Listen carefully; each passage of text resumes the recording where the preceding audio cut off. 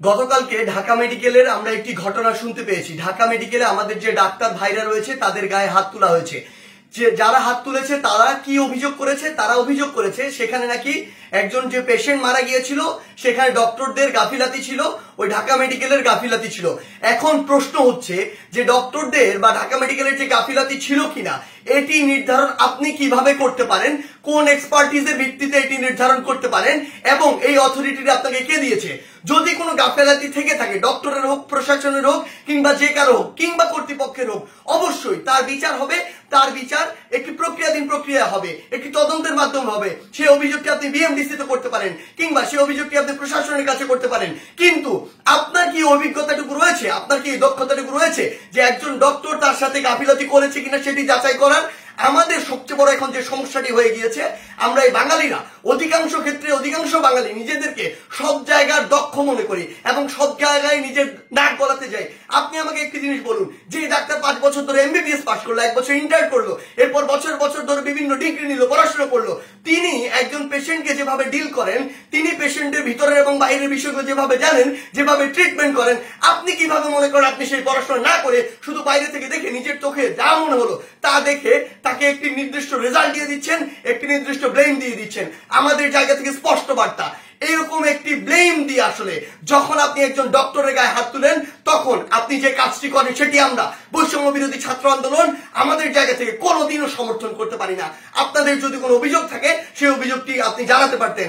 আমরা জানি আমাদের এই পুরো প্রসেসটিতে, এই ছাত্র জনতার অভ্যুত্থানে ডক্টররা কিভাবে ওই হসপিটালের ভিতর থেকে, ওই ইমার্জেন্সি থেকে তাদের ভূমিকাটি রেখেছে। আমরা দেখেছি যখন কিছু সরকারের পাঁচাটা স্পিরিট, ডক্টরদের যে স্পিরিট, সেই স্পিরিটটি যাদের মধ্যে নাই, এমন গুটি কয়েক ডক্টর যখন ওই ছাত্র জনতার গণঅভ্যুত্থানে আমাদের আহত ভাইদের চিকিৎসা দিতে বাধা দিচ্ছিল, তখন অধিকাংশ ডক্টর নিজের জায়গা থেকে রিস্ক নিয়ে আমাদের ওই ভাইদেরকে চিকিৎসা দিয়েছিল। এমন অধিকাংশ ডক্টর রয়েছে যারা ডক্টরদের স্পিরিটটি ধারণ করে এবং আমাদের এই পুরো সময়টিতে আজকে পর্যন্ত আমার হসপিটালে যে আহত ভাইগুলো রয়েছে তাদেরকে নিরবিচ্ছিন্ন সেবা দিয়ে যাচ্ছে, নিজের কথা চিন্তা না করে। সেই জায়গায় যখন এরকম করে কোন একজন আমার ডক্টর ভাইয়ের উপর এইভাবে হাতটি তুলে, আমরা এটি কখনো সমর্থন করতে পারি না।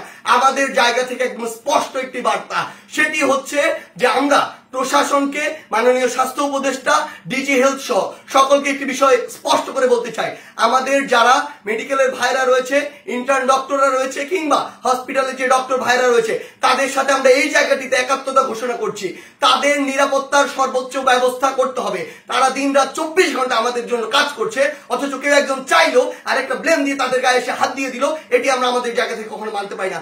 আমাদের জায়গা থেকে এটা একটি স্পষ্ট বার্তা হচ্ছে তাদের এই নিরাপত্তার ব্যবস্থাটি করতে হবে। এবং গতকালকে ঢাকা মেডিকেলে যদি ওই পেশেন্টের মৃত্যুর জন্য কোনো কর্তৃপক্ষের হোক, ডক্টর হোক গাফিলাতি থেকে থাকে, তদন্ত সাপেক্ষে তার যেমন বিচারের আওতায় তাকে আনতে হবে।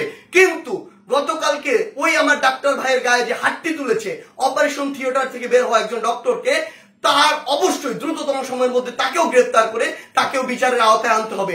আমাদের জায়গা থেকে স্পষ্ট একটি বার্তা, আর নিজের হাতে তুলে নেওয়ার মতো অন্যায়টি যদি আপনি করেন তাহলে আপনার পক্ষে কোনোদিন আমাদের অবস্থান থাকবে না। ধন্যবাদ।